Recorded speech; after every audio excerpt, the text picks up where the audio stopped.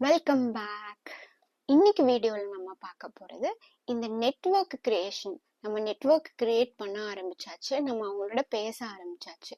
ஆனால் மிகப்பெரிய பிரச்சனை இந்த காலத்தில் என்ன அப்படின்னா, நம்மளோட இமோஷன்ஸை எப்படி ஹேண்டில் பண்ணுறது, எப்படி இந்த நெட்வொர்க்கை நம்ம மெயின்டைன் பண்ணுறது அப்படிங்கிறது ரொம்ப முக்கியமான விஷயம். அதுக்கு நம்ம இமோஷ்னலி இன்டெலிஜென்ட்டாக இருக்கணும், ஹைலி இன்டெலிஜென்ட்டாக இருக்கணும். எப்படி இன்டெலிஜென்ட்டாக இருக்கிறது?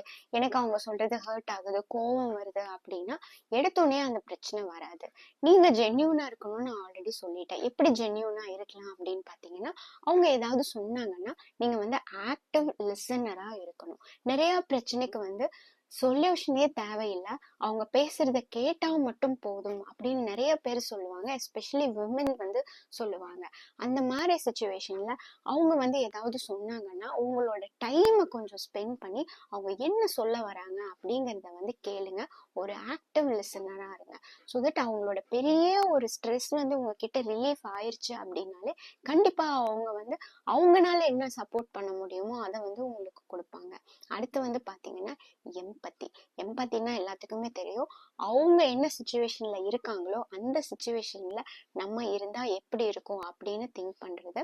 ஸோ அந்த எம்பத்தி அவங்க கிட்ட காமிச்சு அவங்களுக்கு நம்ம மனசார ஏதாவது சப்போர்ட் பண்ண முடியும், மாரல் சப்போர்ட் பண்ணலாம், என்ன சப்போர்ட் வேணா நம்ம அவங்களுக்கு பண்ணலாம். ஸோ அந்த எம்பத்தட்டிக் நான் எம்பத்தட்டிக்கா இருக்கேன்னு அவங்க கிட்ட காமிச்சாலே போதும், ஒரு நல்ல ஒரு நெட்வொர்க் நம்மளால ஜென்ரேட் பண்ண முடியும்.